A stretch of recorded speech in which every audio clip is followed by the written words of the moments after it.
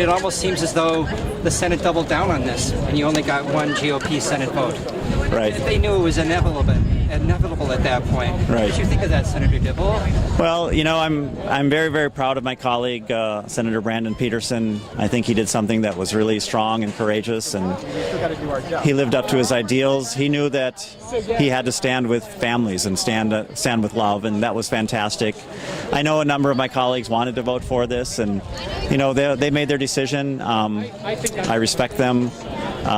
You know, but we got the votes that we needed, and we moved, and Minnesota gets to move forward, and that's really something that we need to focus on. I think their votes were very political then, and protecting themselves from a primary challenge. Well, you know, I think people will be surprised at the political fallout that comes from this. It'll be different, very different than people are anticipating. I don't think conventional wisdom will hold. I actually think you can feel it shifting right now. Minnesotans are ready to take this step, and I really don't want to focus on the folks who voted no, because it doesn't really matter. Because Minnesotans came together and decided to move forward on this important step on behalf of love, on behalf of commitment, on behalf of families, and I think the intensity of how people feel about this is just going to fade away, because they're going to see that only good things happen in people's lives. Do you think we would be here today without the GOP referendum?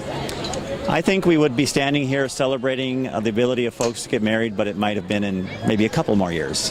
The fact that we had this conversation over the last 2 years, this campaign, people were able to talk to each other and really come together around the values that united them, and really get past some of the hyperbole and some of the misinformation and some of the fear and some of the distraction, and talk about what we all share. People could really see their own story in this whole conversation, the thing that they cherish the most in their lives, they didn't want to deny to other people.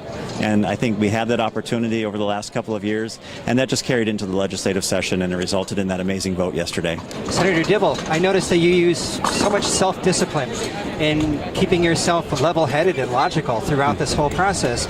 You never let it get to you emotionally. How did you do that? Well, it did get to me very emotionally. It cut me very deeply, especially the pain of that vote 2 years ago, and I had my private moments. But you know, it's really important when you're in the moment to know that you represent something much more important than yourself. You represent a movement, and you represent the future, and you represent thousands and thousands of people, and you really need to keep focused and keep your eye on the ball, and deal with your opponents with grace and with logic and with humor, and that's what I tried to do, and I think that turned out to be the best and most effective strategy. Tomorrow, when you see them, how can you face them and start to bring them along with what you want? I will continue to treat all of my colleagues with the collegiality and respect. I respect all of them, and I count all of them friends. You're seen as an expert in many issues. This isn't your only issue.